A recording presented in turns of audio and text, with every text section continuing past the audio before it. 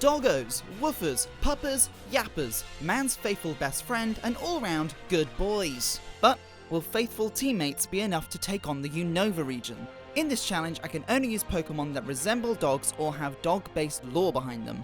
I will need other mons for HMs, but they won't be used in battles. With this in mind, let's find out.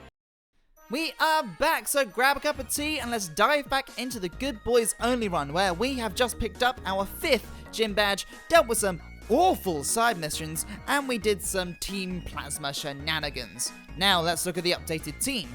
I leveled everyone up to level 33 except for Zorua, because he's about to evolve, and hopefully he will do so en route to the next gym, the Flying Gym, with gym leader Skylar. But first, while we're in Driftveil, down by the World Champion League of Championship, oh my god, even in this episode I don't give a shit about it.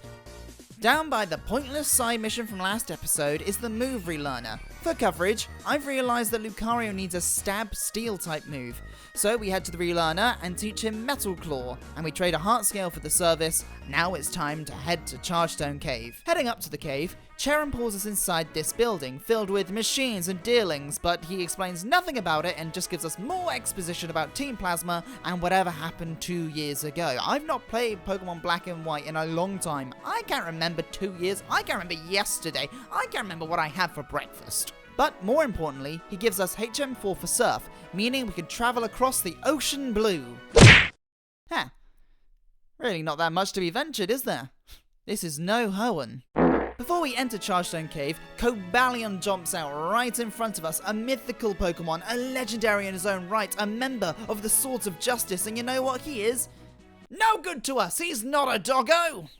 We reached the bridge that was out last episode when we stormed out of the World League of Champions of the Champions. Oh god, it bores me just saying it. I can't even believe I put it in the video in the first place. Halfway across the bridge, a mysterious voice talks about the cave being their ideal place, and they're loving the science behind it. I genuinely have no idea who this is. I cannot remember. Across the bridge, we get into a triple battle, and this is on purpose, making sure Twix is in the top 3, and you'll see why now. Twix levels up to level 34, meaning he can learn Flamethrower, which means we now have a good enough moveset to evolve him into another woofer for the team. Oh, and what's that? Zorua's level 30, we get a double evolution, boys. I'm still annoyed I couldn't rename him. Immediately after, we head to our bag and grab the Firestone that we picked up from the Desert Resort and evolve Twix into his final woofer form, Arcanine. Then, just over the way, we pick up the Magnet, an item that boosts electric type moves by 20% and give it to Milka. Was Bianca the voice on the bridge? Well, why wouldn't they just show her? I had money on it being Colrus, and then we have a surprise battle. Now we talk Fudge Metal Claw because, also in this cave, we can pick up the Metal Coat, which will boost Steel-type moves by 20%. We only have one more member to add to the team now, but we won't get that good boy for a while, and even then, that is dependent on the season in the game, and I don't understand how that works, really. We arrive at Mistralton City, and the Professor meets us, and why is she introducing herself? Oh my god, we have 5 gym badges and we haven't even met the Professor yet? How did I not clock this? A Master Ball! Wow. Remember kids, if a stranger gives you a Master Ball, you go with them because that is expensive. But, talking of rare gifts, the Professor mentions she wants to go visit the Celestial Tower to Skylar. Hi Skylar, you're not important right now.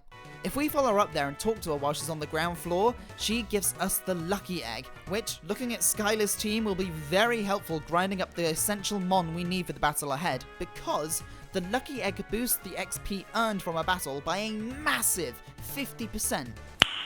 Nice. We give the Lucky Egg to Milka, and using the strong wild Pokemon in the area, in no time we've grinded her up to level 37. When Jolteon learns Discharge, we are now well equipped for the gym. And by well equipped for the gym, I mean this is a Jolteon solo run until we get to Skylar.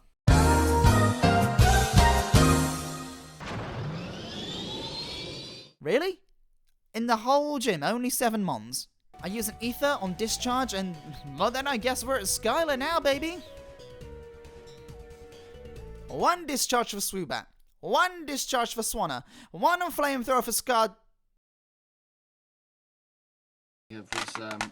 Oh, I can't believe you've done this. An Extreme Speed and a Flamethrower to take out Skarmory. Scamoy's a dickhead, pass it on.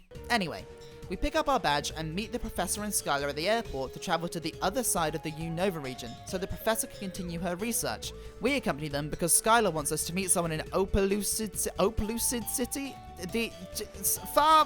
Far away. A Master Ball, a Lucky Egg, and a free intercontinental flight. This is such a better episode than last time.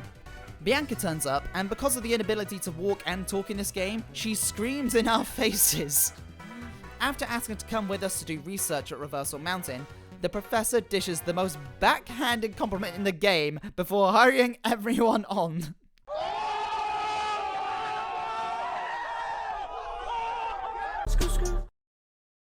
We land at Lamentis Town, and the Professor gives us some exposition about Zekrom and Reshiram, but it's time for everyone's favourite part of the show.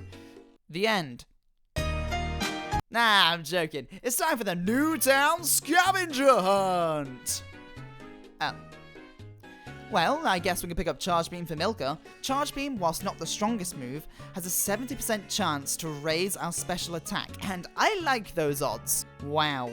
Your standard for a good trainer is really low.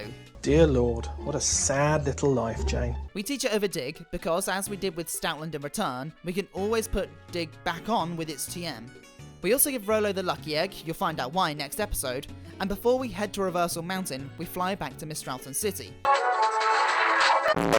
We pick up a Tranquil to learn HM2 fly so we can get around Unova easier and head back to Lamentis Town. We head through Reversal Mountain with Bianca and head east towards Indela Town, and luckily Bianca will heal us after every battle in case we get lost. Oh, we're here. This is the layout of Reversal Mountain, and this is the path to get us through to the next town. No puzzles, only 2 compulsory battles. I mean, we've had strength since before the 3rd gym. This would be an ideal place to put a strength puzzle in, but sure. Anyway, we are in Indela Town and we'll be heading to the 7th gym next episode. I'll see you there.